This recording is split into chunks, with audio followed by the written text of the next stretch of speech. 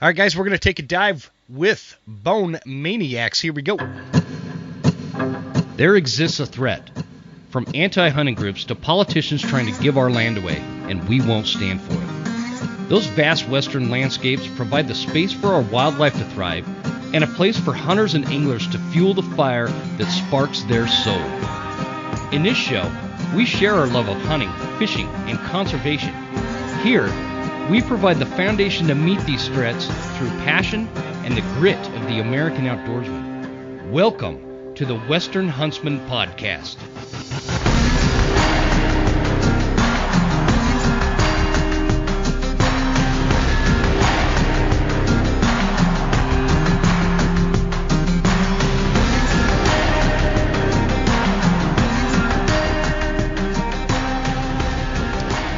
All right, ladies and gentlemen, welcome to this episode of the Western Huntsman Podcast. I about forgot the name of my own show there. Sorry about it. I've been on the road all day, so that's probably why I'm lagging behind. Coming at you from the broken You need a whiskey, Jim? Yeah, I might. It's not even that out of the question because it's 5 o'clock on a Friday. So, I mean, it's not out of the question. Guys, on this show this week, I've got my new friend Shane Mowery, and on Instagram he is Bone Maniac, or is it Maniacs? Did I say that right? Let's see. Bone Maniacs, of course. It's just the wife and I. So, tell us a little bit about Bone Maniac. Actually, let's talk about how we got linked up, because I think it's kind of cool. I've been talking with Jim Hoffman over the winter here. Owner of Hoffman Boots. Yeah. So we might as well just make it, this episode is officially brought to you by Hoffman Boots, the boot of choice here at the Western Huntsman. And he told me that I needed to reach out to you and get you on the show. And I got looking into you. Heck yeah. And I'm like, how have I not met this guy? You're not that far from me. Kind of north central Idaho, Kamei. And it's not like I don't know how we haven't met yet. So I'm pretty excited about this. But I'm glad Jim made the connection because here we are and we're recording a show. Heck yeah, Jim! It's great to be on, and I try to fly under the radar as much as possible. Well, I mean, you have like 80 some odd thousand Instagram followers, so there's not much under the radar there. Well. If it was up to me, I wouldn't even have any of the social media stuff. I know. That's just. Yeah, I was just talking to my buddy. If I wasn't trying to promote this show, I don't know that I'd have any of them. But other than, I gotta say, I like one of the things I like about Facebook is all my Marine buddies are on it, and like if it weren't for Facebook, I would have lost total touch connection with all the guys I was in the service with, and that would suck. So. It's good for some things. True. It's good for some things, for sure. So Shane, it is.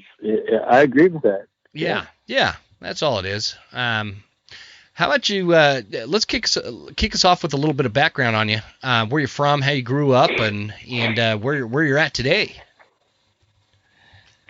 Well, I kind of grew up all over the States there, a little bit because Dad traveled around building log homes and whatnot, and. So we've been all over, the West, the East, wherever the work was. So, and he was a single dad.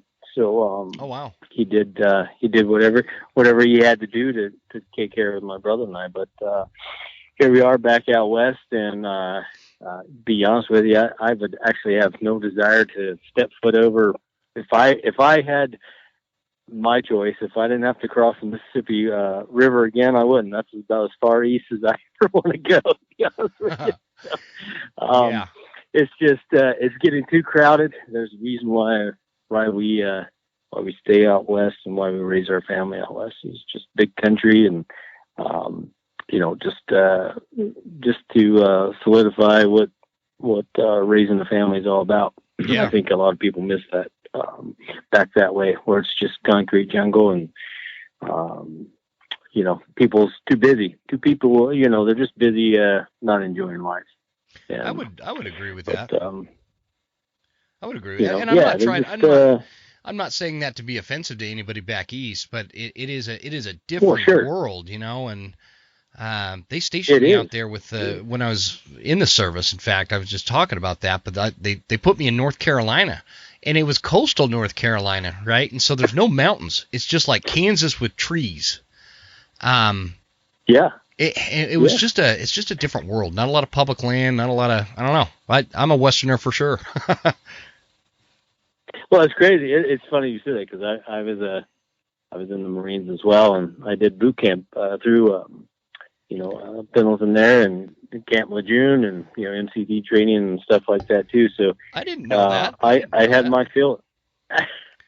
I don't make it a thing. A lot of people. Yeah. There's a few folks that know that I served, but it's an interesting thing, man. I want to talk about that for a minute, not to derail. We'll get back to your history, but I talk about it out of like conversationally, how it relates to what I'm talking about. Like telling you, I lived in North Carolina because I was in the Marines. I had no idea you were in the Marines.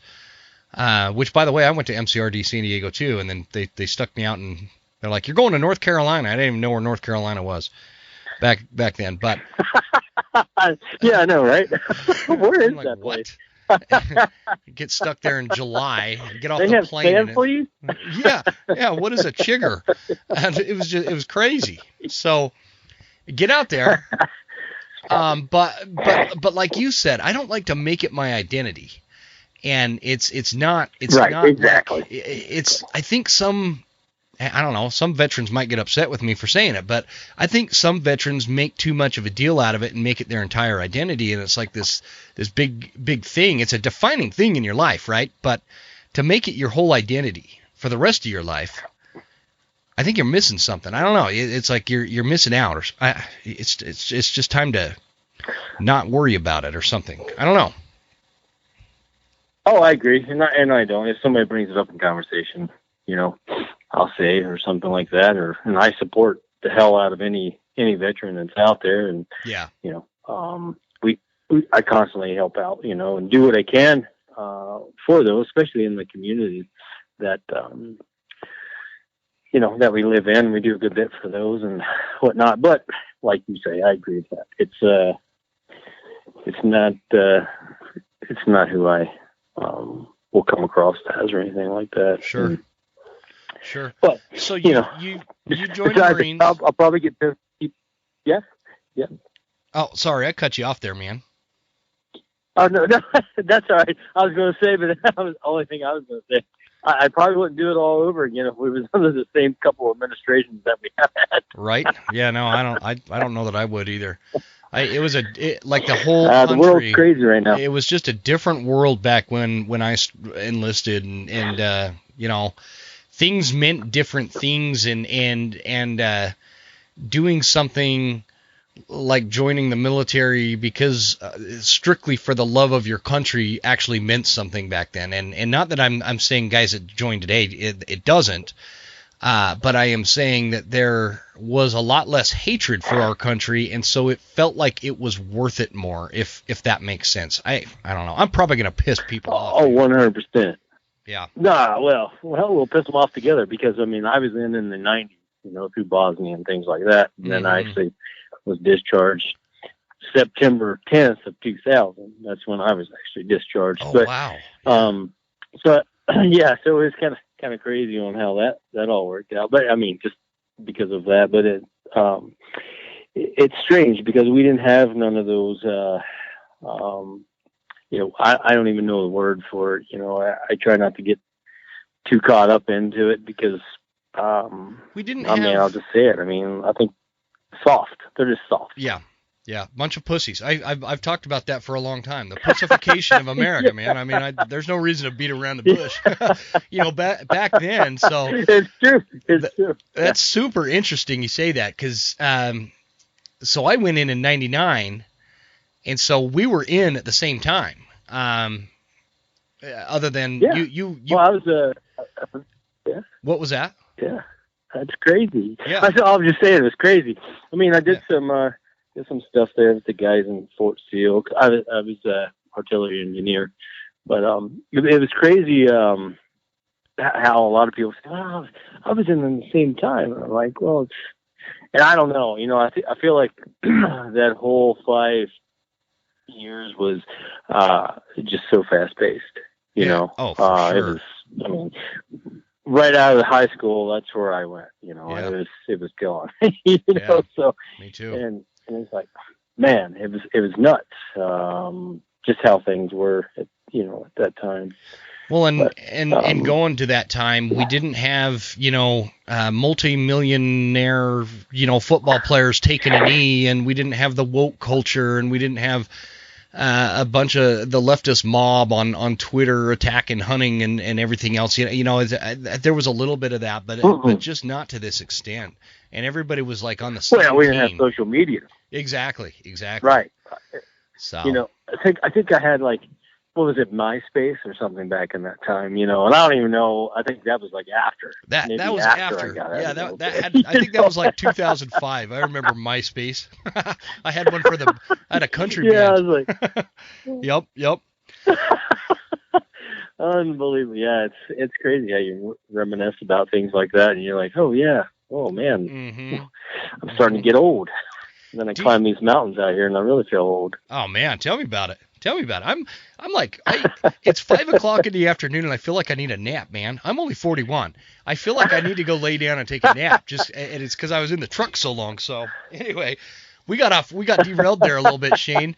After you joined the service, kind of walk us through your background from there. Yeah, well, a little bit. I worked for my dad for a while and whatnot, and that's what we got into doing some things within the industry that kind of led me to where I'm at now. And I knew,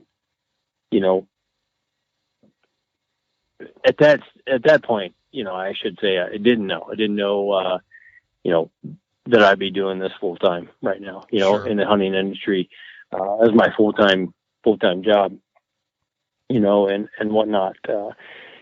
So that's, in a nutshell, that's kind of where I went. I met some folks that were in the hunting industry that we were doing some work for, and hey, you go and you go around to a lot of outfitters, and you're around all the time. You're in the country all over the place. So, you ever tried filming? I'm like, no, no. If I can't use my hands, I really don't know anything about it. Yeah. So it was one of those types of things, or if I couldn't, if it had to do with, something along the artillery line of things or reloading, things like that I knew about, technology just wasn't my thing, it just wasn't my thing at all. So, I go and I buy a camera, I start filming these hunts and, and one thing led to another. And I think, I didn't have financial backers doing, paying for my ride through this. I worked my ass off to get to where I'm at right now. And the partners know that I work for, that they had me on board. And so, that's kind of where it all started.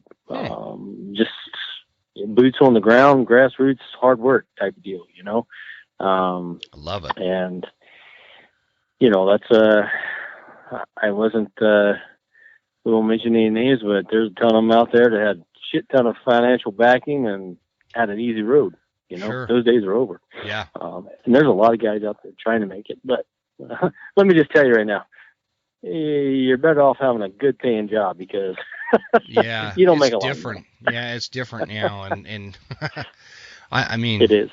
Yeah, and that's a hard thing too, man. Filming your hunt. Every time I try it, I screw up my hunt. And so I've been can get interesting, gun shy. Yeah. How did you get over that hump? How did you go from, not knowing anything about cameras to filming all your hunts, and now you've got TV shows and stuff? Well, I did a lot of trial and error with self-filming, a lot of whitetail stuff, and I did a lot of the whitetail stuff because, in all honesty, if I don't kill another whitetail for the rest of my life, I could give a shit less. I mean, I got a pile of them on the wall, but it's one of those things where What about the meat side of it? What about the meat side of it? Because I'm just speaking from like my own personal thing with whitetail is it's probably my favorite game meat. Am I off track? It's definitely better than muley. Yeah, yeah. I hate admitting that too, because I like hunting mule deer better. But they do taste. I don't know. I've had this discussion a few times on the show, but they do, man. They taste better. But mule deer, it's not like mule deer are bad. I just I don't know. They do taste better. My wife likes to rub it in my face because I argued with her that muleys are just as good as whitetail. And so this year we had a nice freezer full of both mule deer and whitetail, and she was able to do this little taste comparison. And don't tell her, she didn't listen to the show, but she was right. The whitetail tastes better. Well, it does. I think most people agree with that. But you know, a lot of Western folk look at whitetail as just trash deer or something like that. But Midwestern whitetail they're pretty wily. There's no doubt about it. Even here. I mean, and we have if we don't get hit with EHD and stuff like that, we have some really good whitetail hunting here in Idaho. And I've killed some studs here. There's no doubt there's some good whitetail here. But but anyway, with the filming side of things, it was tough, so I just tried to overcome that. There's a lot of missed opportunities, a lot of, I didn't get that shot, like, I didn't quite have it right, things like that. It happens, Sure. And then I got to the point where I went through several cameramen, my advice, if anybody's trying it out, pick a cameraman that does not hunt, because if you have a cameraman that hunts, he's going to be more worried about your hunt than he is filming. So that makes sense. What happens, I would be worried that your cameraman, if he was a hunter, he'd be like wanting to cut out on your hunt, filming your hunt, so he can go hunt. Well, it gets like that. Most of the time they don't have a tag. Yeah, that's true. It can be tricky. There's no doubt about it. It can be tricky. But finding the right guy that knows about hunting, knows the importance about getting the correct footage, to put everything together. Because you want to tell that stories. Sure. As best you can. As live as possible. But that's kind of in a nutshell, just how it all began for me. And, and I'm not going to lie. It's like, I got to have a taxidermy and a pro shop to make all ends meet. It's not like, you spend a lot of money on cameraman, you spend a lot of money on production. So, sure. Then you put your air time in there and actually after 10 years of doing this, I was gracious enough that, the folks over at Wild TV contacted me and offered me a position to air my stuff on, I guess they thought it was good enough to air my stuff on Wild TV. And so, this is where the new documentary series will be aired over there. So, and when is that going to start, Shane? So third quarter. We'll be airing a lot of things on the new documentary series, and basically what that is gonna encompass is basically Western hunting, and it's gonna have and I felt, and the reason for this is, and I think you can relate to this all around the country, no matter where you're from, if you're from east, west, wherever, we're all the same. So we have a lot of history here in America. And we also see a lot of politicians destroying the fuck out of our history, whether it's taking down monuments or whether just destroying shit. So my thing is you can't get more iconic about history than with the natives.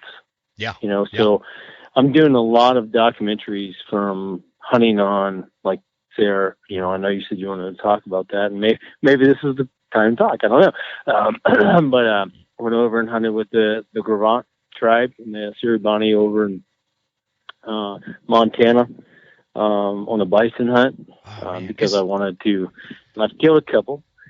That's to start off, and then I'm hunting on the Oregon Trail. So there's different places around, the lower 48, and scheduled for up in Alaska in 24 to do all these documentaries, the Maniac style, not the boring bullshit style. Yeah.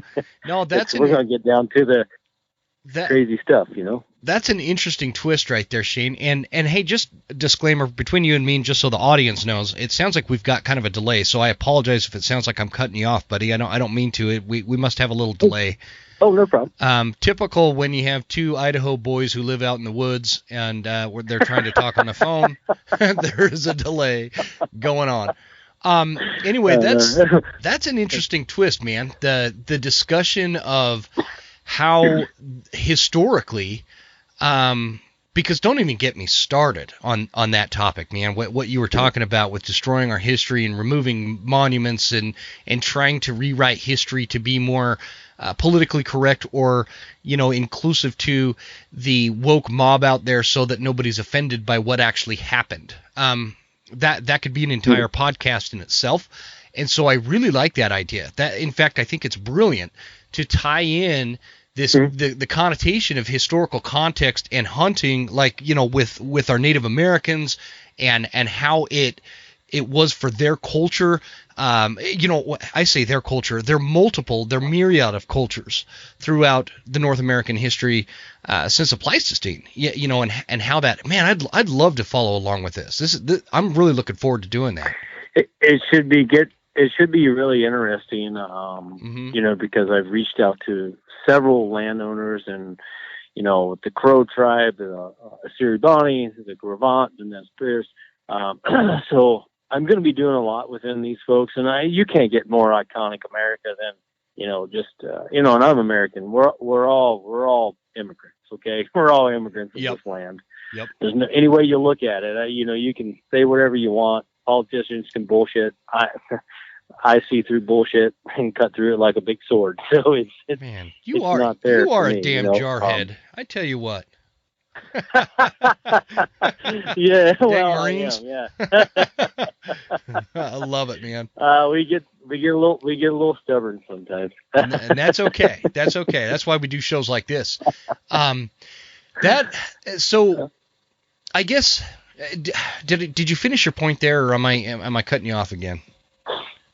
Oh, well, and I mean, that's kind of how I'm looking at things, but I wanted to basically, because I did. I mean, I grew up on the res in either in Montana or here in Idaho, either on the Flatheads or Blackfoot or Nez Perce or wherever, so there's a lot of history and a lot of friends, and, within those tribes. And it's just my way of saying, hey, we got a lot of history. Mm-hmm. We got a lot of history that's never talked about. And there's a lot of history in hunting, that goes along with that. So, and hunting with those guys, with the trad bow, you should see some of them. They're I'd like, love to. It's awesome. They like, you have free run of the land. You do what you got to do. You know what I mean? You do what you got to do. And then we'll talk to the elders and we'll talk to the tribes and people that are managing the land that they have and things like that. So, it's just it's going to be really interesting. And I hopefully that, when we talk and do things, that it's interesting enough for people to want to watch, besides just, sticking animals with a bow. What really is, oh, go ahead. Delay again. Right. What's the message you're trying to portray or get across with this documentary series Obviously, we're talking about the historical context, how it relates to hunting, and this is exactly why, in my opinion, in fact, I'm writing a book on this, very similar topic, other than it's not as much historical, but there's historical events that need to be brought up so people can understand it in a modern context, if that makes sense. So anyway. What I guess what I'm driving at is what is the message you're trying to portray? Because in my mind, hunting is still as relevant today as it was 100 years ago, 1,000 years ago, 10,000 years ago. It's still as relevant, and it's the human story, it's the human experience. And so, is that part of the message you're trying to get across with doing these documentaries? Well, it is. It is. There's a lot. I guess there's more than one message that I'm maybe trying to get across. For one, it's iconic America. This land that we're walking on. Everybody's. If we get really down to it, there's not an American out there that really stop and think about it, is not pissed off that we're just tired of dealing with political bullshit. Yeah. Okay. Totally agree. This land was free, and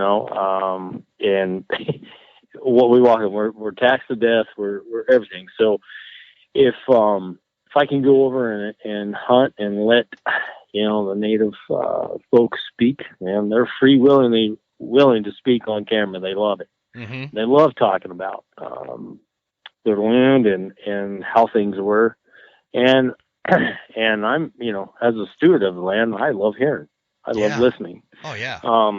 And I tell you, if you get a hold of folks that are 80, 90 years old, just lived through a bunch of things, and the golden age, I think, you and I turn 46 here in a couple months, but we're not that far off that the golden years are gone. This is the golden years of living.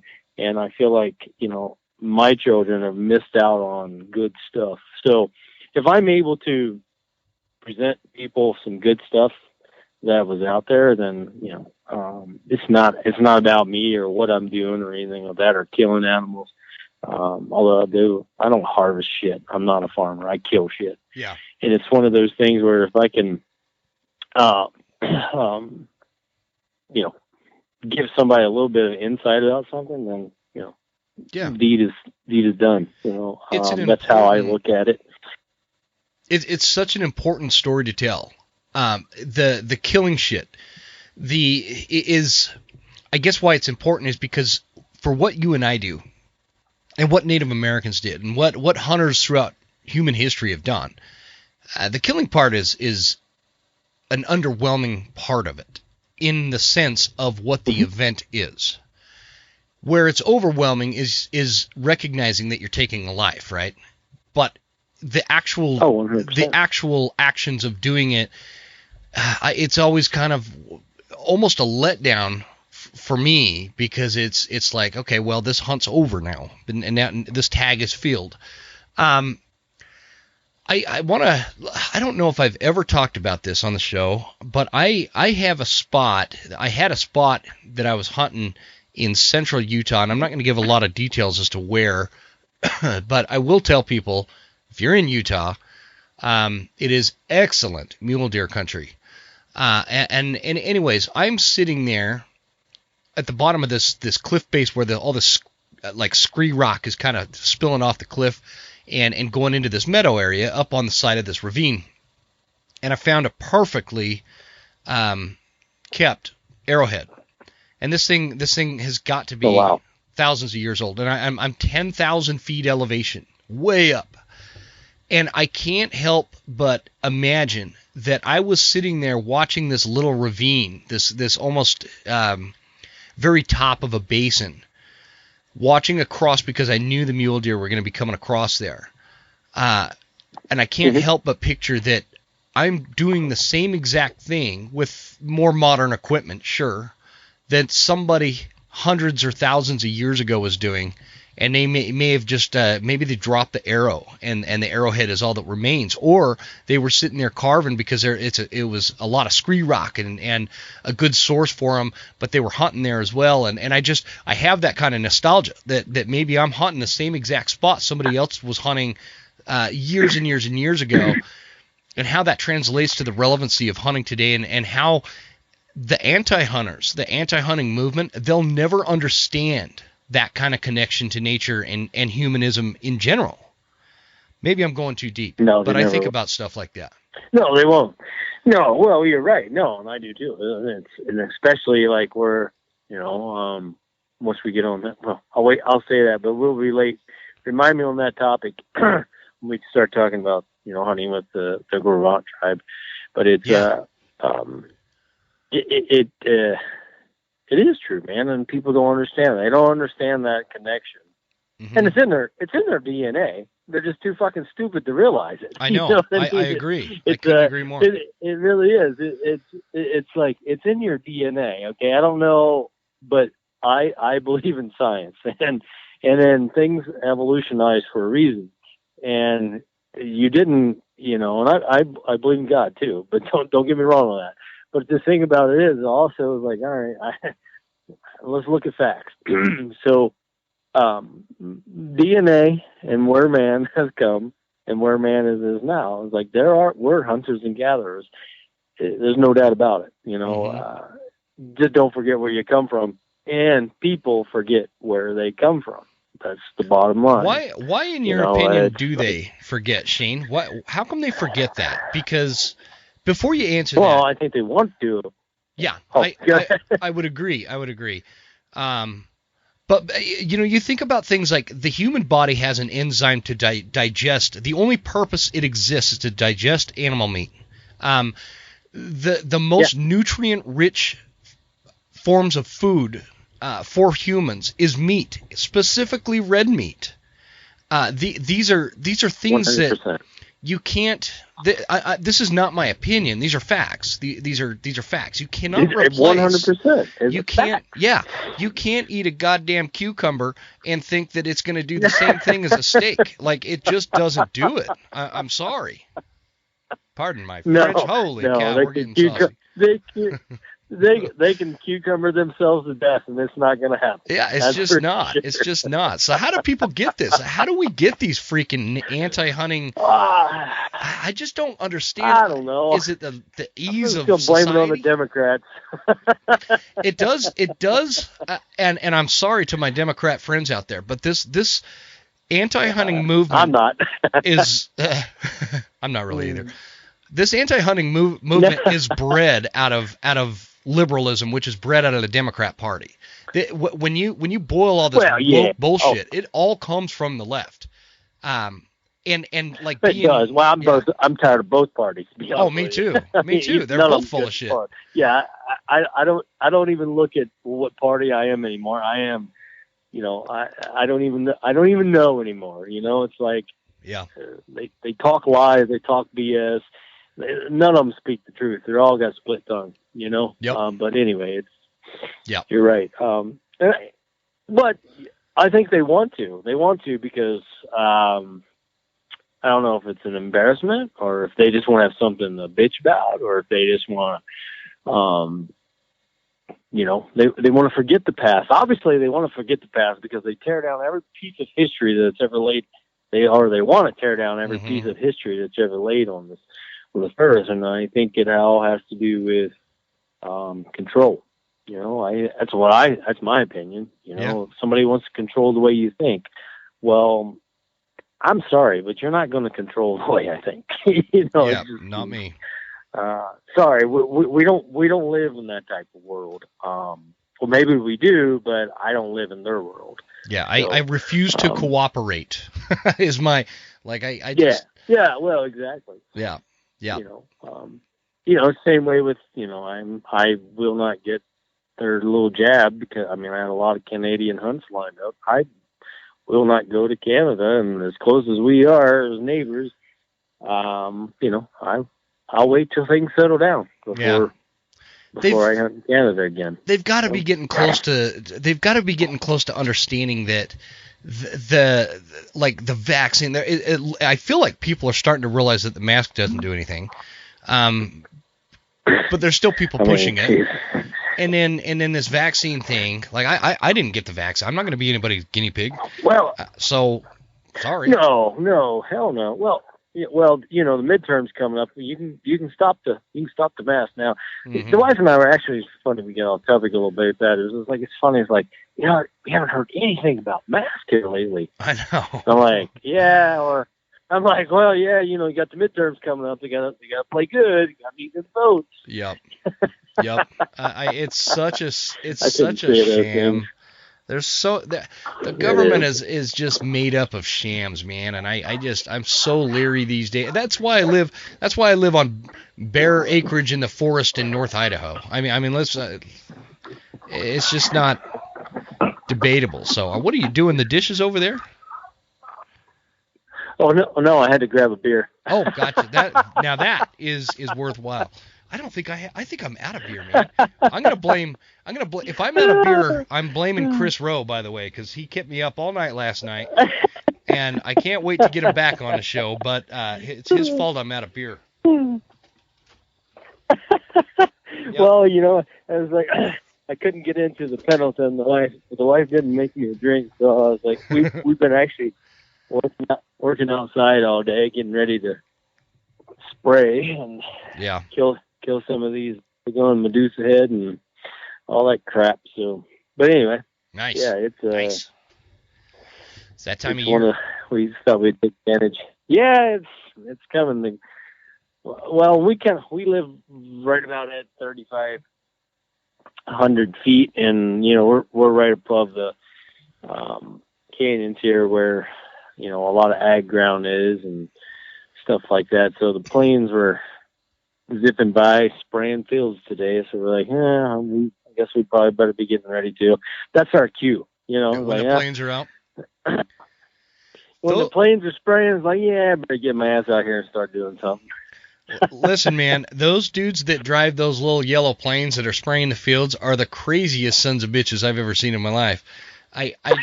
I would not do it. I saw one, and I don't know if he was just horsing around or what, but he comes zipping past me on Highway 95 coming out of Moscow, and this guy dips down and goes under the power line and then back almost straight up into the air and then kind of levels off and goes, and he's just hauling ass. I just wouldn't do that. I don't like little planes anyway, and then they just make it worse because of all the shit they do. They're crazy.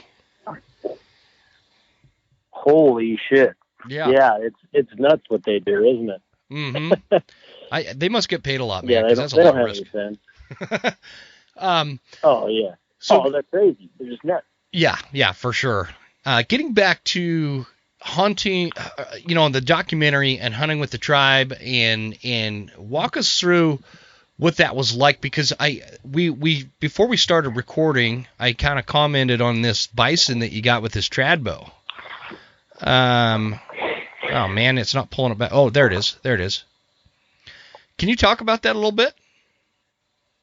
Yeah. I'll be happy to talk about it. I don't want to give too much away, Jim, because that it's gonna all come out on the air. On 30 Corner. That's actually going to be the first short film that will be aired over at Wild TV with those guys, Scott Sterling's program, and I'm pretty stoked about having that, and we're so close. I mean, because really the way I looked at it, and just before we get into that, if I may, is there's a lot of people's like, well, why did you decide to go with, since we're talking, right down to the T, why did you go with, Canada Wild TV? Well, and I think, for people listening, and I'm sure we have a lot of people that's going to be listening that's mutual, friends and followers and things like that, especially here in North Idaho. For one, they're our neighbors. And for two, there is a ton of money for North American guys, or I should say lower 48, to go to Canada and spend money. Mm-hmm. And lastly, if you have a smart TV, you can watch anything. Yep. So it doesn't matter where we're airing at. I could be airing in Egypt. You're still going to be able to watch it. Yeah. So it doesn't really matter. I mean, that's the national network. You know, if you're on the Outdoor Channel, you can watch it in South Africa. If you're on the Sportsman Channel, you can watch it in Australia. And it doesn't matter where you're at. Yep. You can watch it. The main reason I went with those guys is because, you know, to my partners on the airtime and commercial fees, it's a hell of a lot cheaper for them to do the exact same thing demographically as the guys are spending tons of money on the rest of the channels. So, you know, after looking around on what I'm doing and what I have going on, it made perfect sense because the whole tribal lands, from what had happened and what I'm going to be documenting on, you know, it's happened from Yellowstone clear on the provincial lands of Canada. So it made sense for me to go to a place that I'm going to be at, you know, or close to, you know, and those guys, I felt had the better demographics for what I wanted to push, to be able to get the message across on how I wanted to get across, not how somebody else wanted to get across. So you know, that's, you've got more of the creative side input that you can have the final say on. Yeah, exactly. You've got this you've got this quote, you put up this picture on your Instagram, which by the way, guys, is at Bone_Maniacs on Instagram. The quote is under where you've got this bison down. Silence is always better than bullshit. Old native wisdom. I love that. That's one of the elders. Yeah. Yep. Yeah, it's true. You know, it's true. Totally. Because we hear a lot of bullshit these days. There's no doubt about it. Mm-hmm. The only thing we have to do is just open up. I mean, and let's face it. I don't really care. I mean, Instagram is bullshit to me. I do it because I have to. Sure. I do it because that's where businesses thrive. That's where media goes. Websites suck anymore. I mean, it used to be, oh, you have a website. I know, man. Anymore, it's like, oh, do you have? You know, if you don't evolve with the times and keep up with what's going on around you, as far as how to I guess you should just say survive, then you know, you're not going to make it. You know, it's just not going to happen. Sure. Yeah, I mean, my kids, I mean, we don't watch TV. We don't, you know, there's no iPads, there's none of that allowed in our house. Oh yeah, and me neither, man. You know, yeah, it's the same thing in our house. We homeschool, all that kind of stuff. And people think we're crazy and like it's some extreme thing to want to be, you know, ensure your kids have nothing but positive influence. But I'm just, that's how we are. So I feel like we're just like peas in a pod.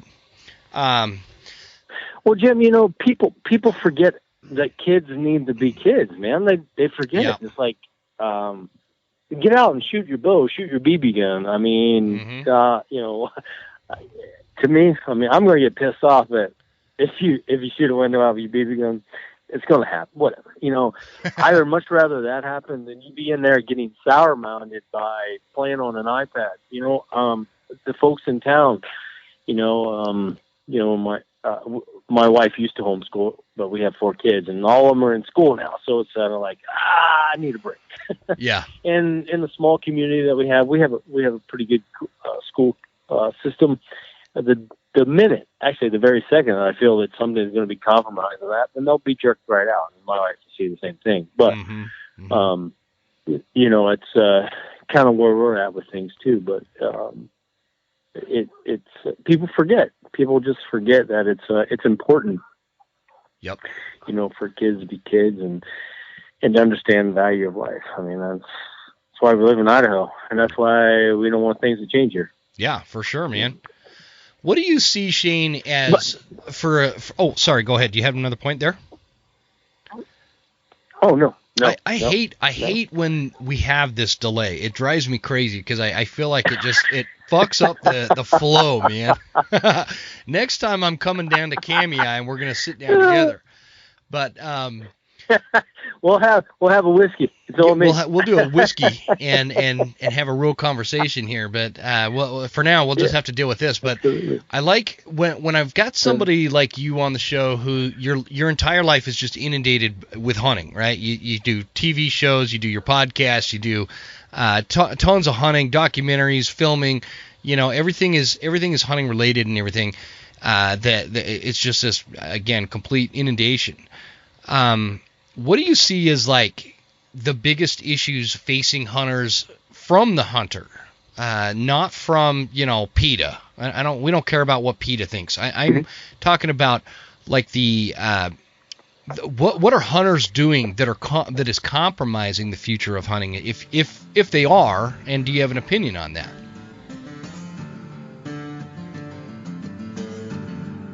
Let's take a quick break to give our show sponsors some well-deserved love. Let's start with Scree Extreme Mountain Gear. High-performance hunting attire and gear. Scientifically tested camo patterns. Complete layering systems. And in my opinion, the finest merino wool products to keep you warm, dry, and comfortable. It's all backed by a great company. Some of my personal favorites in the Scree lineup are the hard scrabble pants for early to mid-season, and then as it gets colder, I switch to the Kodiak pants for late season. The Bridger glassing mitts are like game changers, and I love the Nebo rain gear.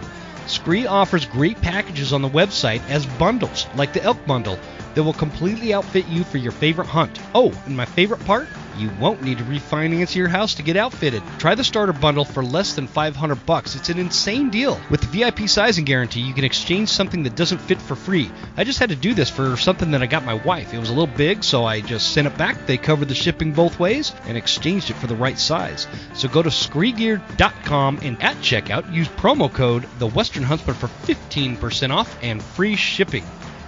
Phelps Game Calls, one thing that I love about companies that are born out of hunting is their story. Like Phelps Game Calls, the American success story that walks us through how something started small and grew into something big. Like Phelps, he started this company kind of as a hobby in his garage in 2009. Now, a little over a decade later, Phelps is one of the premier hunting call companies on the planet for good reason. They're the most realistic calls on the market, and that is saying something. Check out the AMP lineup. For predator calls like the 3-pack POR 123 or the Fawn in Distress, check those out. Turkey calls, get a diaphragm, a pot call, or a box call, and a complete line of waterfowl calls. Hit up the website and at checkout, use promo code Huntsman10 for 10% off. Phelps Game Calls, get them close. The Elk Collective. The best investment for hunting success is what's between your ears. Having elk hunting knowledge is what separates those who succeed every once in a while against those who notch tags every year. There's a very fine line there, and there's a perfect amount of time if you're listening to this now to get through the entire course before September.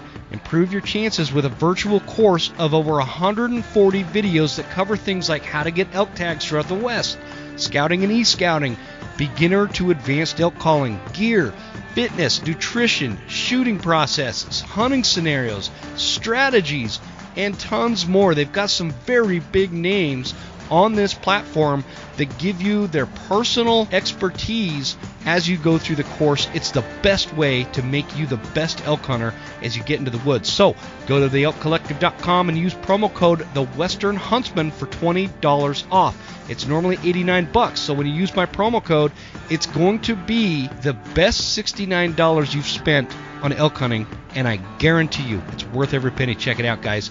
Hoffman Boots. Let me give you guys a piece of advice from a dude with many miles on his feet. Never skimp on quality hunting boots. Hoffman Boots is a fourth-generation, family-owned company based in North Idaho. I've been sporting a pair of Hoffmans for close to a decade. Particularly, I like the Hoffman Explorer in the 8-inch. In my most humble opinion again, Hoffman offers the most comfortable hunting boot that does the least amount of damage to my feet after several miles on the mountain. Very little break-in period on these boots, by the way. I took them right out of the box and went on a crazy elk hunt, not even a blister. For hunting, they have the Explorers and the Summit boot offered in insulated and non-insulated. And ladies, check out the new women's Hoffman Explorer 400.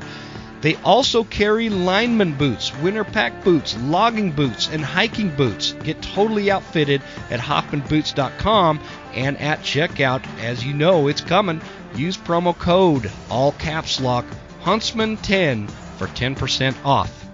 Last but not least, Tacticam. If you're interested in self-filming your hunts, whether for memories or making hunting content, check out the Tacticam products like the Spotter LR, Tacticam 5.0, and the Film Through Scope system, all of which are available at thewesternhuntsman.com, which helps support our fight against the anti-hunting movement. But my favorite is the Tacticam Reveal cell cams. I use these cell cams all over my property, and I'm like obsessed with monitoring the wildlife in real time with these cameras. They not only text me instantly when a buck or a bear is cruising through, my reveals make for excellent security systems. I know when the FedEx dude is delivering packages way down at the bottom of our driveway.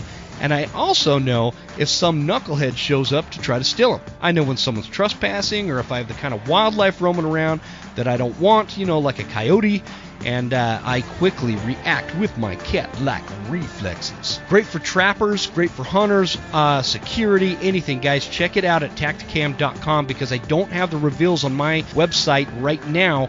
Let them know I sent you. Tacticam.com. Let's get back to the show. Here we go. What are hunters doing that is compromising the future of hunting, if they are, and do you have an opinion on that? Oh, well, I'm glad you asked, because I don't think it's really an opinion. I think it's a fact. I think hunters in general, and it's just like with anything that is as being right here on Earth or on the United States, it's called unity, because they don't unite. If somebody's a crossbow hunter and a trad guy versus a compound or a rifle, there's so much bullshit when it comes to that. Like, nobody's better than anybody. If you want to hunt with a rifle, who gives a shit? It's called getting out there and doing it. Maybe that person has a handicap where they can't shoot. They can only shoot a rifle, or they'll shoot a crossbow. So I think, if that's the question you're asking, I think that is unity, is people standing together and hunting. Like, do you realize that there is nothing, not one fucking thing in this world that is ever done monumental by one person? Nothing. Yeah. And people don't realize that. And so if you want to be a voice and be something that is monumental, you have to stick together and you have to unite people to be able for that to happen. And people are so quick to not realize that. And those are the words I live by. So it's like one of those things where you're damn right. If I believe in it, I'm going to stand up for it. Yeah. And I'll unite whoever I can, to go along with that. And I think that is the biggest challenge that any hunter faces. Is like, why would you want to,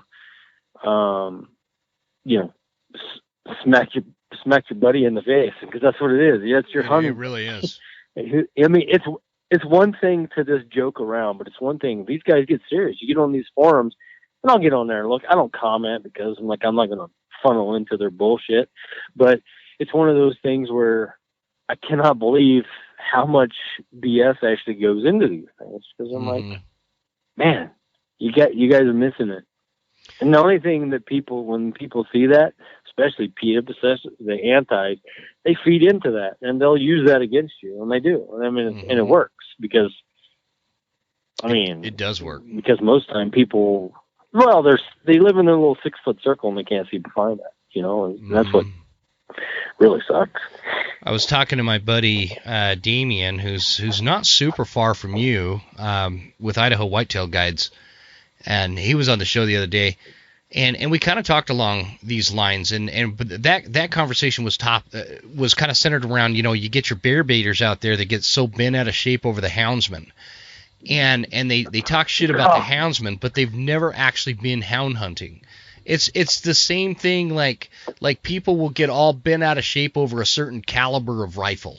Oh, the 6.5 sucks, but come to find out, that dude's never shot a 6.5 Creedmoor, so he don't know shit about it. Like I don't care. You're great with a 300. Well, exactly. And I've never shot a 6.5. Or his wife has a 6.5, and yeah, I've never shot one, so why would I have an opinion on the caliber? I don't give a shit. I've never shot one. I don't think it's great, and I don't think it's bad. It's a personal preference thing. It's just like what you're talking about, compound bow versus trad bows versus the crossbow. All those methods of take, and it's the same in fishing. Fly fishing versus using a spin rod or whatever. It's that kind of stuff is just ripping us apart, and the anti-hunters are just sitting there salivating over it. Oh, yeah. Well, you can hear my hounds in the background. I love hound hunting. It's a part of who I am. It's part of growing up. Yeah. And the same thing is with. I mean, I own a lot of different calibers. Each one of them I use for a different species. Yeah, they're all a tool, right? That's what I want. Yeah. They're all, and that's how I look at it. It's a tool. And if you don't have a tool in your toolbox, something's not going to get fixed. Yeah. And that's how I look at things. That's how I look at life. That's how I look at a lot of things that I do. And I think, especially with, we can dive into things with Idaho, with legislative stuff and things that we have. And, hopefully things will stay the same with hound hunting. I know Montana, there for the longest time we ran and then they stopped and now we can run again. So it's, that's good. But I think exactly what you're on when you brought the hound hunting part up is people don't understand. They don't understand it, yeah. And I get baited. And I do it all. I'll bear bait. I'll shoot them spot and stock, and I'll run hounds. Yeah. Same way with compound. I love shooting compound. I love shooting traditional. I like shooting crossbow. So it doesn't really matter to me. It's an opportunity for you to get out there and enjoy your freedom. I guess for lack of better words, or enjoy the outdoors. So that is your freedom, and that people don't understand what that's all about. They don't. What I think a lot, and this isn't just hunting related. This is everything in life, but everything is intertwined. Mm-hmm. Everything is intertwined, and what I'm talking about is Agreed. Let's say, again, bringing up my buddy Bradley. He was talking about how these elk hunters left him a nasty note on his truck because they thought that he was running his hounds through their hunting spot on public land. And so they get in this big, there's this divide there, right, created. Oh, I didn't get an elk because the damn hound hunters came through. What they don't understand, what I mean by everything being intertwined and connected, is because of the hound hunters, there are more elk on the landscape because they're taking out the predators that kill the elk. And so we have to start looking at everything at much more of a layered, intertwined connection, just like the forest itself. The forest, everything is connected, right? The vegetation and the flora and fauna all work together. The elk shitting on the 100%. Side of a mountain is what is creating the nutrients in the ground to grow the vegetation. It's just all of this is a process, and it's all connected. And anti-hunters don't understand that aspect of it, that they have this fantasy that we can all just be vegans and forget about the fact that the whole argument that being vegan is more environmentally friendly. That's a sham. That's been debunked, and I'm so sick of hearing them talk about that. Or that being vegan is more healthy than non-vegans. And look, Shane, I don't give a shit if somebody wants to be a vegan. I don't want them to stop being vegan if they want to be a vegan. My issue comes when they try to tell me to live my life a certain way. And that's kind of what's driving the force. And so that's kind of a rabbit trail there, but getting back to what we were talking about and the division between hunters and houndsmen, and we're all outdoorsmen. We're all outdoorsmen, and it's all connected, and we all have to work together if we want to see this thing as a future for our kids and our grandkids. What say you? Oh, I agree 100%. 100%. Yeah. And folks don't. I don't think folks really understand that, or they don't want to understand it, or they just want to have a right to bitch. I don't know, or if it's ignorance. I think a lot of it's ignorance. A lot of it is. A lot of it is people need something to fight for. That's just a human nature thing. They need a tribe. They need to fight for something. They need to feel involved and welcomed. But the inappropriate way to do that is being an outdoorsman that fights, because we have bigger enemies. Like if you're an elk hunter and you're pissed about a houndsman, you have a bigger enemy than the houndsman out there. If you're a bear baiter and you're pissed about the whatever, it doesn't matter. We have a bigger enemy outside of another outdoorsman and a method of take that they're pursuing. That's their passion. You have no right to tell them that their passion is wrong. And you have to worry about the bigger fish out there that's after you, because it's not another hunter. It's not another houndsman. It's not an outdoorsman. Well, yeah, and mostly in Idaho, for the most part, those to run seasons, for houndsmen don't really coincide with big game, So, that there's a time frame where, when big game season comes in, there's no hound running going on. So the point of bitch is not legitimate. Yeah. So they're not, because people don't want, for the most part, that's how fishing here has set up. So it's, people's not running hounds while they're elk hunting, or chasing game around, so, but if you got good hounds, they're not going to chase deer anyway, deer or elk. Exactly. What?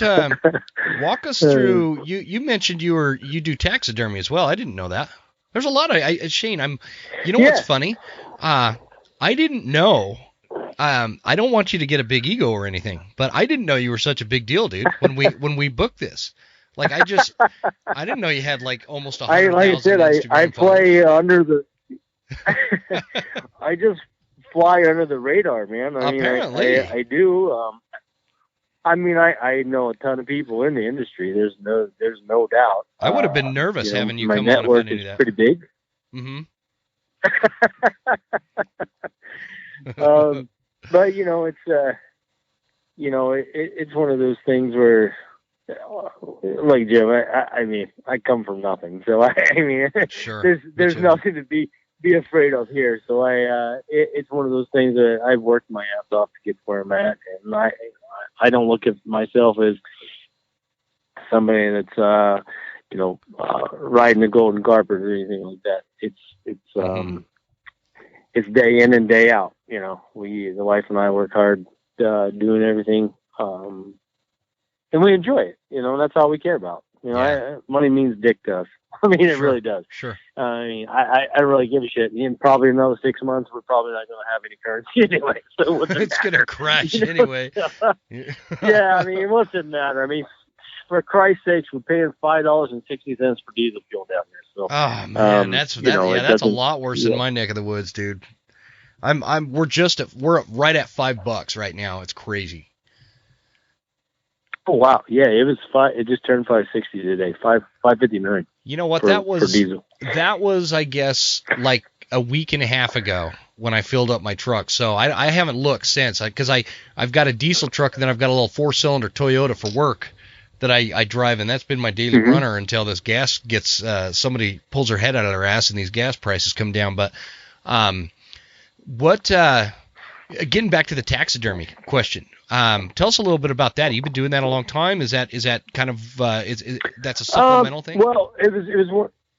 Yeah, well, it was some of the things that I've dabbled along early on. Even in my 20s, doing some taxidermy stuff, and then doing some schooling here and there. And I knew that when I got to the point where I wanted to retire from either doing the logging or, log homes and things like that. And even, I had no idea. I had no big plans for, and I still don't, for the show. I just keep working and I keep working. And each year I for the most part, my partners that I have, they keep signing me and they keep giving me bonuses every year. So that they like that I give them that ROI. Nice. So I don't look at it anything other than it's a good working relationship with the folks I have. I've gotten rid of the ones that I don't feel is a good fit. I don't re-sign with them, or I haven't been fired yet, so that's been a good thing. That's always good. You know, so it's one of those things where I always had a plan B, and doing logging and that type of thing, and building. That's what I grew up on. My dad had me, slaving on a sawmill and swinging chainsaws around, at a young age. So it's taken a toll on the body, or will take a toll on the body. So I knew that I didn't want to die doing that. Sure. So I do taxidermy. And when I met the wife, she actually went to school for cosmetology and things like that. Working on people, beautifying them. Mm-hmm. And, but for her to have a really good paying job, she had to be either in Boise or, a really thriving town, high end place, Sandpoint, something like that to really make things happen. We live in the town of 1,000 people, so nobody's going to pay $400 to have their hair done. Well, I'm sure there's a couple, but there might be a couple. We've had a lot of new residents move in. Come on. They can afford it. Yeah, they can. Yeah. But so having said that, she takes care of all the fine detail. I take care of all of how an animal the anatomy of an animal needs to really look like, and then she'll airbrush and should I say, she's the one that finesses things. Oh, gotcha. So, okay. And so I guess, team. It is a team, and she probably keeps me finessed too. I'm a little rogue if you can't tell. That's why we're getting along so well, man. But yeah, so it's just one of those things where, it's all, how do I want to say it? I didn't have a plan, for it to all come together, but the plan's coming together. I knew that that's something that I wanted to do. It's interests, it's things that I felt that I was good at. And, I'm not a brain. I don't have a college degree, as far as, college, as far as, bachelor's of basket science, weaving. whatever. Bullshit. Yeah, whatever. Yeah. Mm-hmm.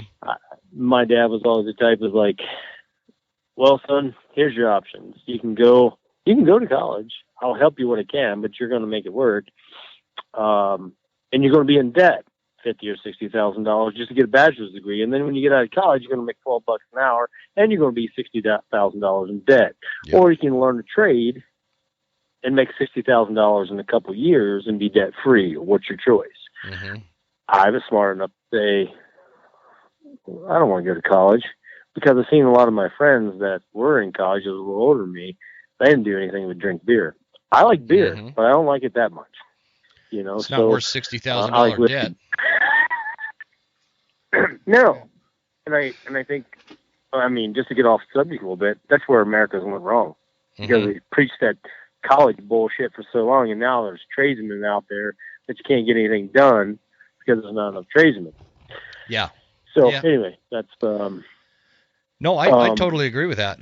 We have a deficit of tradesmen and skilled people that because our society downplayed their value for a long time, and these folks that teach in these public schools just talk about how important it is to go to college, by way of getting a degree in liberal arts on how to paint a Greek historical fucking naked statue is going to be more relevant than somebody knowing how to plumb a house or how to run a gas line. This stuff it just doesn't make any sense. It's like psychotic, in my opinion. I don't know. Well, you're right, man. You're 100% right. And we just fixed the world by our conversation that we just had. If people would just listen. Shane, I feel I've got an idea, man. I've got a great idea. You run for president, and I'll be your VP, and we'll fix this shit. We'll fix it. I don't know. Probably people would probably look at me as like, man, that son of a bitch looks like Putin. I don't think it's Putin with the beard. So, so probably they'd probably try to get rid of me pretty quickly. Oh, man. I don't think either one of us are politically correct enough to make it on a CNN debate. It ain't gonna happen. Nah. Well, you know, and that's the thing. Well, you look at these career politicians, them dumb bastards don't even know. They're horrible. They all need to go. They can't pour pee out of a boot. Yeah, I know. With directions on the bottom. With the directions written on the bottom. Yep. So, what? Yeah. What message do you want to leave the audience of this show as we're rolling into 2022? Because Shane, I mean this from the bottom of my heart. I want to get you back on. I want to do, if it's possible, I'd love to do it in person, because I feel like you have a lot to offer. I feel like we see eye to eye on a lot of things, and we can cover a lot of ground.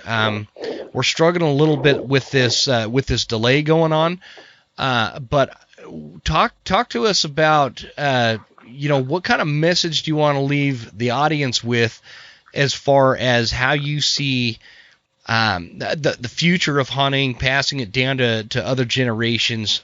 What's important in your mind as we roll into this new year, new season, and beyond? Does that make sense, what I'm even asking? Well, yeah. I mean, beyond just, I get messaged almost daily from young kids. You know, I see you do really well. We love what you're doing. You interact. Help us grow our page.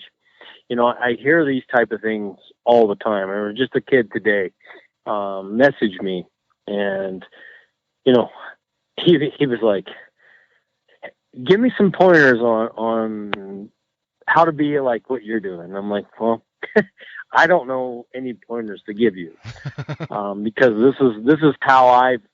Because I told him, honestly, Jim, I was like, where I'm at came from nothing but more grit and determination. Mainly because people just said, man, you're nobody. You're not gonna make anything. Mm-hmm. And I love nothing more than to prove people wrong. And if somebody were to, I'm the type of guy that if they say it's not going to happen, I'm going to make them eat their words. Yeah. Because there's always something going on strategically in the back of my mind. That's just how I work. And most people, like, I'd say, well, like, 'cause I'm getting ready to go to New Zealand here. We're planning this hunt, and I want to kill a tar with my trad bow. Main reason is because not too many people's ever killed. I don't even think anybody's ever killed one. But with a the guys bow? Like with a trad bow, yeah. Yeah.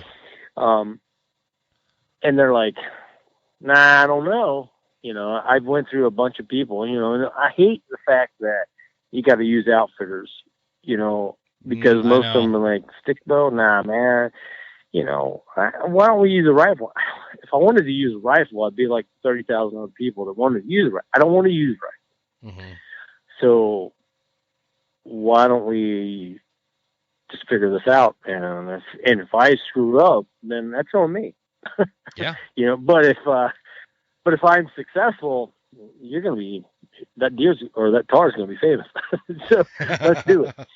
It's kind of like, it's the same thing that Tim does with his blowgun. A lot of people, and that's the only reason why he does it, because people tell him he can't. Mm-hmm. And that's how I look at Tim. So, and that's how a lot of people look at him. But anyway, I guess the message, is basically, there's no limits to whatever you want to achieve. Even if you really don't have a vision of where you want to go, hard work and determination is going to get you there. You don't have to have a clear road. It's going to happen. Yeah. And if you keep pounding and pounding and pounding, it will. And that's exactly, where I've got, and I don't get wrapped up into a lot of these associations bigwig type of deals. They don't like me, and frankly, I don't give a shit. It's because mainly they care about the clout. I don't care about the clout. What I care about is keeping what I have and keeping what the next generation should be able to enjoy. Just like I've been able to enjoy it. I love shooting archery. I cut my teeth on shooting a trad bow. But I also really love shooting compound, Yeah. So it's one of those things that, you just, I guess you just don't give up if you have something to really work for, Yeah, it's a great message. No, it's a great message. Shane, I love episodes where I know that when I release this sucker, I'm going to get some TO'd emails coming in my way. And I love those kind of episodes. I really do, because I think that's what moves the needle. What I like about doing shows with guys like you that are just unabashed about how you feel about things, whether you and I agree.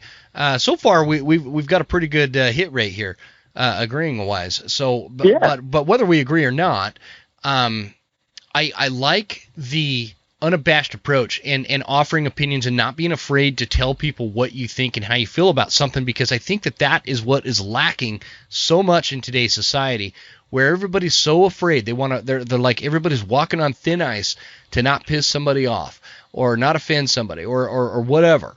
And I love the attitude of pushing back against that and just being authentic about who you are. And so I appreciate you coming on the show, man. I know I'm keeping you a little longer than I promised you. But no, hell, we still got to talk about this bison. Okay, let's talk about this bison. I thought you didn't want to give any details on it.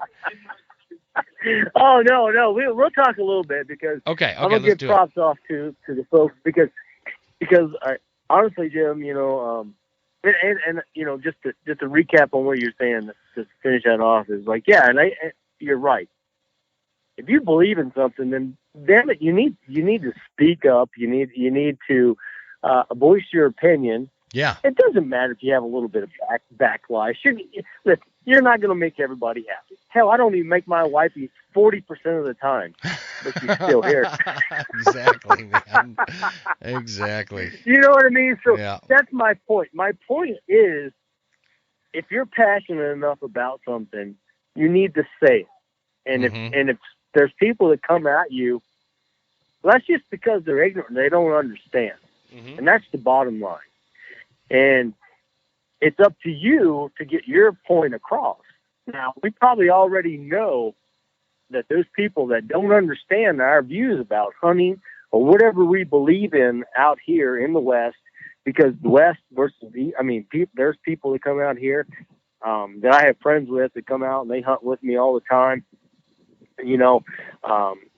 or we'll go to shoots or we'll do whatever, and it's like, hey man, things are different. But we may not look at things, but it's like, I feel like it's my obligation to get them to understand, like, in reality out here, whether we hunt together or not, or whatever our views are, we're about 20 years behind. That's what I feel like. As far as our mentality of how we work. Over like the East Coast folks? Like oh yeah. Exactly. Gotcha. There's not a day that I drive up and down the road. I mean, there's only 6 people live on my road, on a 13-mile stretch. There's only 6 people live on it, and my closest neighbor is 1.5 miles away. So there's not a day that I don't go into town that somebody's not waving at me or I'm not waving back, whether I know who they are or not, unless they have California tags. I'm just kidding. Then you're throwing roofing nails out in the road, aren't you? I knew it.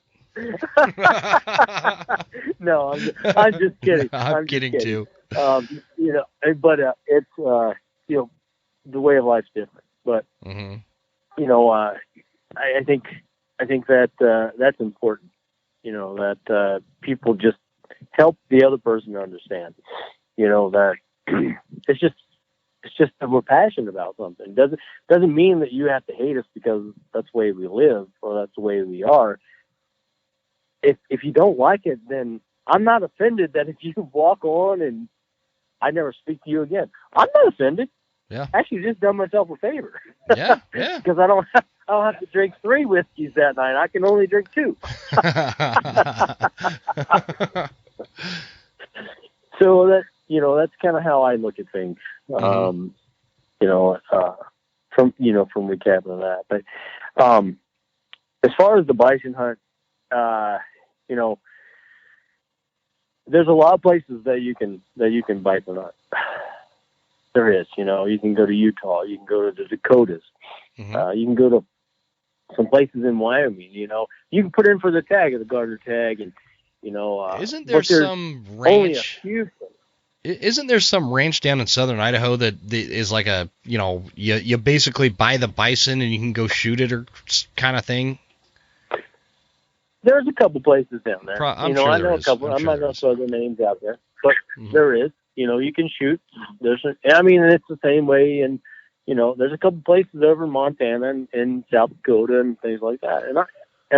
I'll be telling you, I've killed those bison over there, but they're not. They're not. You can't enter them in the record books or anything like that, or say that. Well, they're not wild bison, yeah. No, 100% not.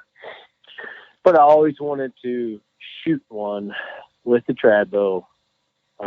Whether I'm able to get a tag, because the people that have shot, and I don't care if I piss anybody off or not, the people that have accomplished their 29 big game is because they had money to buy those tags. It's not because they draw them all, because you would be 300 years old before you draw all the damn tags. I know. Yep. And that's what, hey, I'm not against that, because if I had the money, I'd probably do the same damn thing. Mm-hmm. But I don't have the money. Nor do I, buddy. It's one of those things where I just try to draw the tag. What's that? I says nor do I. No. Well, that's great. Listen, I'm not condoning anybody that does buy those $160,000 governor tags. If you have the money and you've earned it, hey man, you've just been really fortunate. Sure. You've done things that I haven't been able to do, but it's not the same as drawing the tag and going out and killing it to complete that. That's how I look at it. And that's my view. Yeah, I would agree with that. If I just like hosed in money like some of these people do, I'd do that. I'd go buy these governor tags and some of these guided hunts in other countries and whatnot. It's probably just not in the cards for me. And it's okay, because I like my public land, Idaho, Montana, Wyoming, whatever, hunting. Where was this bison hunt at? Did you say it was in Montana on the reservation?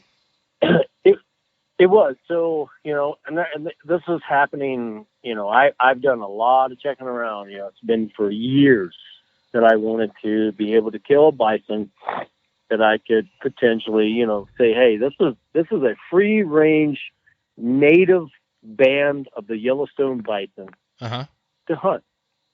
And I have tons. I have 17 years trying to get the gardener tag. Trying to get that tag. And I was like, man, I am so doing this. There's got to be another way. There's got to be a way to do this. So,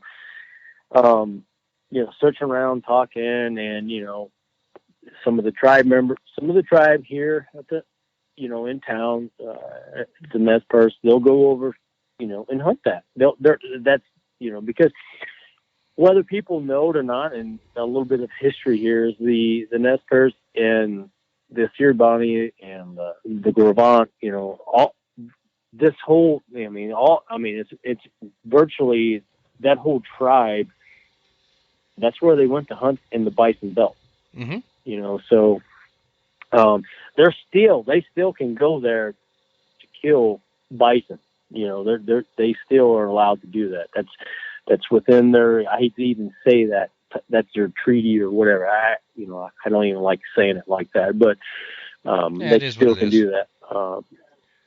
Yeah, but it's one of those things where, what do you do? And after research and finally in connections and networking, I was able to find, Brad Edwards, and he's actually the connection that got me into hunting with the Gravant tribe over, Fort Peck, Fort Belknap, that whole area over there in Montana. And that band of bison, is from the authentic band of bison that comes from Yellowstone. Mm-hmm. Yep. So, so I got a hold of Brad, trying to figure some things out, and I'm able to make it happen. And a lot of people don't know this. It's not there. It's just not to, come on in with open arms to hunt. I imagine it's so I was able to make it happen. Pretty restricted.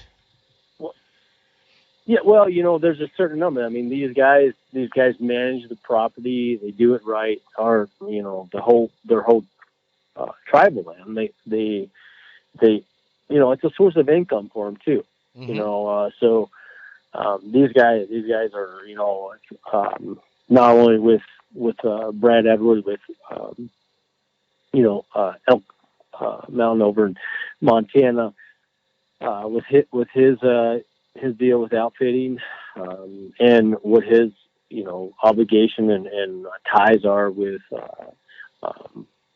the Fort Belknap reservation and the Gravant tribe. And actually it was kind of funny because the guy that manages the whole bison program over there, his name is Brock Speak Thunder.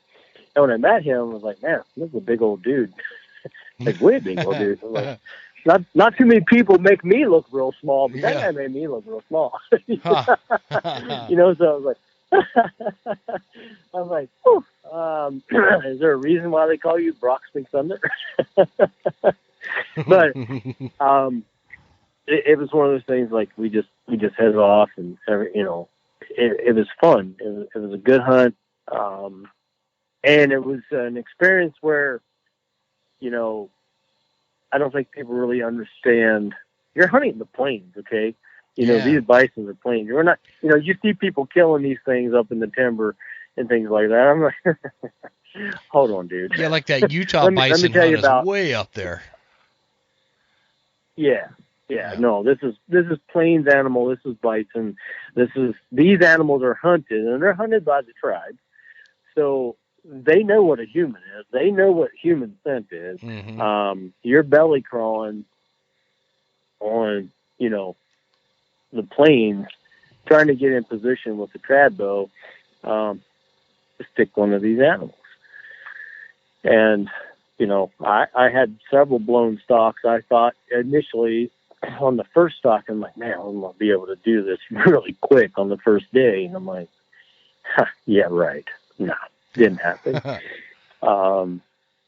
Several, I think on the fifth stalk, these guys, even as a native, I mean, they're, and this is them speaking, and I'm correlating back, is they're impressed with the techniques of stalking that I'm doing, because really the folks that they bring in, they're killing them with rifles.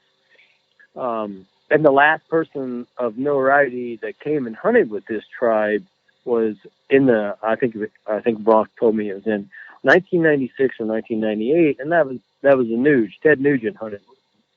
Oh, so, okay. It was kind of really nice to be able to. I'm like, oh yeah, man, we're gonna get into some really. It was really cool because being with bear archery, and Ted, really knowing Fred that well and doing a lot of things, and then hunting there, it made the trip even that more special. And besides, I'm a big fan of Ted anyway, just because he tells people just how the fuck things are. So, yeah, man, he does a good job of that too, man. He's super articulate about it. Oh yes, I wish I was that articulate. Me too. I just can't do that. I know, me neither. The hamster doesn't spin my wheel that fast, man. No, for sure. For sure. But it's a great hunt. It will test your abilities, especially with the trad bow. These animals are wild. For somebody thinking that you're just going to walk up to a bovine and shoot it, it's not going to happen. So, it was, hands and knees, and I got the full effect. It was 35 below zero, snowing when I was there. The first day, the second day, it was like 20 below snow. I got the full effect of how, the natives actually, if they needed to go out and hunt, I was hunting that animal, how things were. And not to give too much, but I was able to pull the shot off the closest I could get it to him after several attempts. I decided to pull the trigger on the bull. It was actually at 49 yards when I ranged him. Wow. And I said, it's now or never. And I let it go. And it was a pretty well placed shot. It did take 3 shots on this animal. By the time we got to it, we washed him once we got out of there. But it was an amazing hunt. No question about it. And actually tomorrow I'm actually able to go have him. I went there to take a representative of the species. Probably just took the new world record. I know I did. New world record with the trad bow. Really? So, yeah, he's pretty crazy. I mean, He's a beast. Yeah, he is a beast. I mean, this is one on your Instagram, right? Yeah, it's the one there with that. So I've roughed him, but as far as that's concerned, but we'll have him official. Here real soon. It does look colder than a Wilder's ass where you're out there in that one picture where you're standing by it. Wow. Yeah, that's pretty fantastic. My beard was frosty, solid. There's no doubt about it. Yeah, it was pretty crazy. Wow. With that. So it was it's something to do. It was by far the best hunt that I've ever been on. I've been able to hunt every species except for bull bear and muskox here. So this one's been tough. Yeah. I'm hoping muskox, when I head over to Greenland to take care of that, is going to be just as challenging because I had a blast. Man, I'll bet. And so the bison video is going to be available on Wild TV this fall, and it's going to be kind of that historical documentary kind of series, right?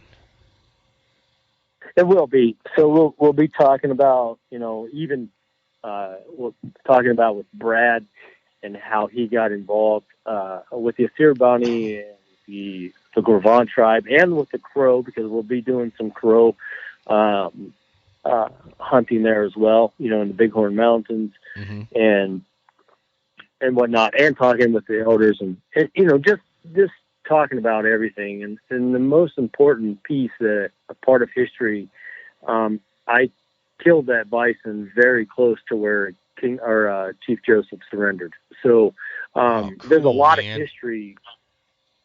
And that was the most exhilarating part about the whole hunt. And nobody told me any of that, but one of the natives that was there told me, after we left, he's like, this is very, very close to where Chief Joseph surrendered. So that made the hunt crazy. Yeah. Even more valuable to me. Yeah.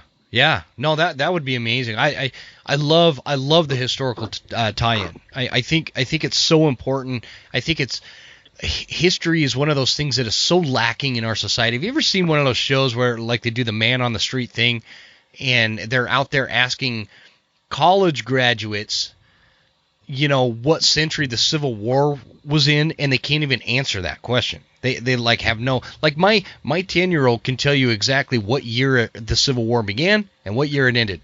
But these college graduates can't even tell you what century it's in. And I think that's what's lacking. We lose sight of who we are if we don't know who we were. And so I appreciate you doing this. It's a great tie-in. Yeah. Well, it is, and I think that's one of the main reasons, is doing this is because I feel like, why not? I mean, why wouldn't somebody want to know this? I mean, why are they not being taught this, for one? And secondly, it's important. It's important, and it's not only is it important to us, but it's important to the people that were here before us. Super important. I mean, you can't get any more iconic than hunting the American bison, because, and people get pissed off all they want, but if they dig deep enough, that's where the governmental bullshit started, was with the bison. Yep, with the bison. One of the main reasons is why, I feel like this is very important. Part of hunting, part of the whole. I mean, how fitting this, Jim, is like with all the bullshit that we've been having to go through the past year and a half, 2 years. Yeah, 2 years. We're going north of 2 years at this point. Yeah, I mean, it's like I could have heard it wrong, Shane, but I thought they said 2 weeks, not 2 years. I'm pretty sure I heard 2 weeks too. Well, yeah. Shane, this has been awesome, man. I really want to do this again, like I said, in person, at some point. I'm actually down in your neck of the woods quite often. I wouldn't say quite often, but periodically. But I'd love to follow up, and I'd love to dig into that topic that we were just talking about a little bit more with you, with the historical context, how it relates to humanism and hunting, and who we are as a people and our society, and how we've all came from this line of hunters. We wouldn't be here on this planet if we didn't hunt. And an interesting little side note, I just read in this book that when you hear these anti-hunters and these like hostile vegans talking about how it's environmentally detrimental to have all these cattle on the landscape because they burp methane, and come to find out, it's a pretty natural process that gets replaced into the carbon in the soil, and it's all it actually doesn't hurt the environment. I'm not as articulate with explaining it, but how they put it is, think about a couple of 100 years ago, when instead of all these cattle, we had bison and massive amounts of elk and deer roaming the landscape, who do the exact same thing in much greater numbers than the domesticated cattle produce now. And it was not, destroying the atmosphere. So it's interesting stuff. None of this is settled science, and I love the discussion about it. And I think it's really important to tie it in with the historical factor of who we are. So, thanks again for coming on this episode, man. Freaking cool. You bet. Well, I'll have some turkey hunting coming up. I'll head up to a buddy. I got a buddy that lives up in Bonders. So Ruben and I is going to do a little bit of turkey hunting together up there. So cool. Maybe we can touch base again when we're up that way. And let me know, man. Whatnot. Yeah, let me know when you're heading up, and we'll for sure. I'd love. Let me know when you're on your way up, and make sure we meet up, or you can swing over to my place and have a beer. I've always got cold Coors Light right here on the Huntsman Acres. So, that's awesome, man. It's always welcome. I've been drinking the Yellow Jackets all night. So. Ooh, I haven't tried those in a while. Yeah, I've been I've been drinking this Orange Label Bullet Bourbon, and they put it on that damn show Yellowstone that's so popular, and now I can't find my bourbon anywhere, so I'm having to branch out a little bit.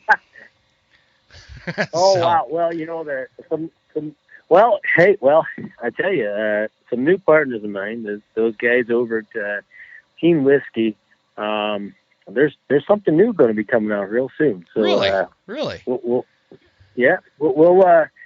revisit that here real soon with these guys and whatnot. But fantastic. Stay tuned on that one. Cool. All right, buddy. Well, I'm just so everybody knows, I'm going to have Shane's information in the show notes. You can check it out. Check him out on Instagram. This is a great one of the folks that I look to as a leader in hunting, in the hunting space, in the community. Thanks again to Jim Hoffman at Hoffman Boots for introducing us. We're going to have more conversations like this in the future, Shane. Again, thanks a bunch for coming on my show. Well, you bet. And, you know, and like what you said there, Jim is class act. For sure. You know, he wow. And it's not just because, you know, we're partnered up or anything like that, but he does make, and I've tried them all, he does make the best damn boots around. So for sure. That's no joke. Yep. So, I love my Hoffmans, man. Love my Hoffmans. And have for a long time. You bet. So.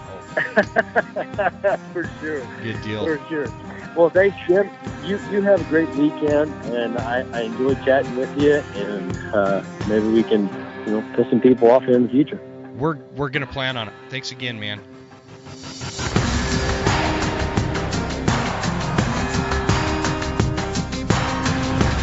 You made it all the way to the end. Thank you so much for tuning into the show. We sure appreciate your support. This is Jim Huntsman signing off and reminding you to check us out at Instagram at The Western Huntsman and on Facebook at The Western Huntsman. And you can also check out the website at thewesternhuntsman.com. Thanks again. We'll see you guys next time. Stay Western, and I'll see you on the mountain.